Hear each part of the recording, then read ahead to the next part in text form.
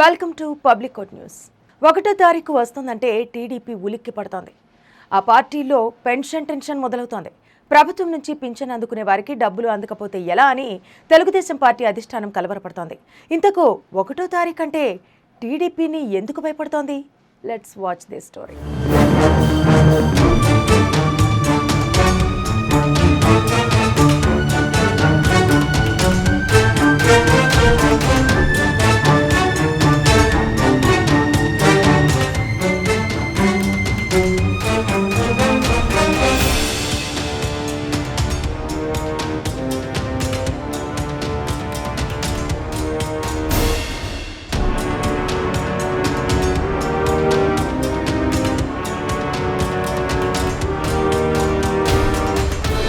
మే 13వ తేదీన ఏపీలో ఎన్నికలు జరగనున్నాయి.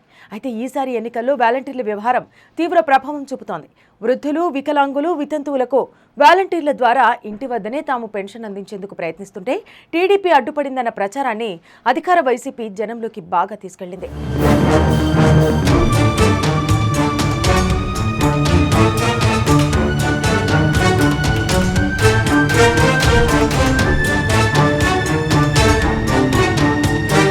అనుకూల వ్యక్తిగా ముద్రపడిన నిమ్మగడ్డ రమేష్ కోర్టులో పిటిషన్ వేశారు. వాలంటీర్ల వ్యవస్థను వైసీపీ ప్రభుత్వం ఎన్నికల కోసం దుర్వినియోగం చేస్తోందని తన పిటిషన్లో పేర్కొన్నారు. దాంతో కోర్టు వాలంటీర్లకు వ్యతిరేకంగా ఆదేశాలు జారీ చేసింది. ఇదే అనువుగా వేలాది మంది వాలంటీర్ల రాజీనామాలు చేయడంతో పింఛన్లు అందుకునే వారికి ఇబ్బందికరంగా మారింది. అయితే తమను ఇరకాటంలో పెట్టేందుకు వైసీపీయే వాలంటీర్లతో రాజీనామా చేయించిందని టీడీపీ ఆరోపిస్తోంది.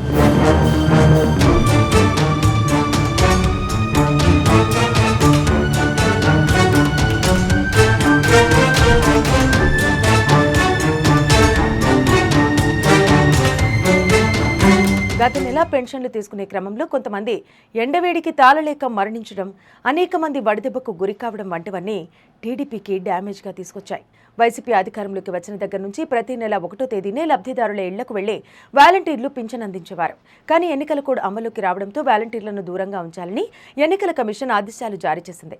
తెలుగుదేశం పార్టీ వల్ల పింఛన్ల పంపిణీ నిలిచిపోయిందన్న ప్రచారం జనాల్లోకి విస్తృతంగా వెళ్లింది. దీంతో వెంటనే తేరుకున్న టీడీపీ అధినేత చంద్రబాబు చీఫ్ సెక్రటరీకి లేఖ రాశారు. పెన్షన్ ఇంటి వద్దకే అధికారుల ద్వారా అందించాలని కోరారు.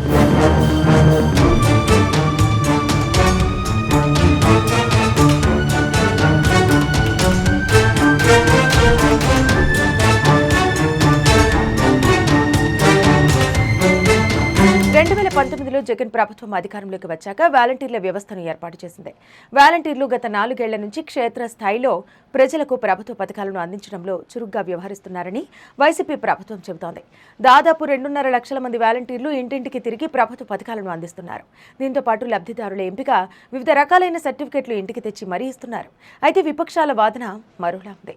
వాలంటీర్లను తమ రాజకీయాల కోసం వైసీపీ ప్రభుత్వం వాడుకుంటోందని టీడీపీ, జనసేన తదితర విపక్ష పార్టీలు మండిపడుతున్నాయి.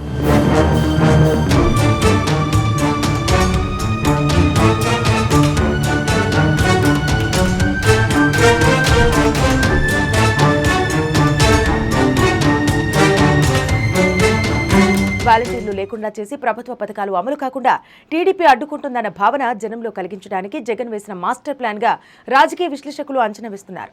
పెన్షన్ల ఆలస్య వ్యవహారం రాజకీయంగా పెద్ద దుమారంగా మారింది. అది విపక్ష కూటమికి నష్టం చేస్తుందన్న వాదన తెరపైకి వస్తోంది.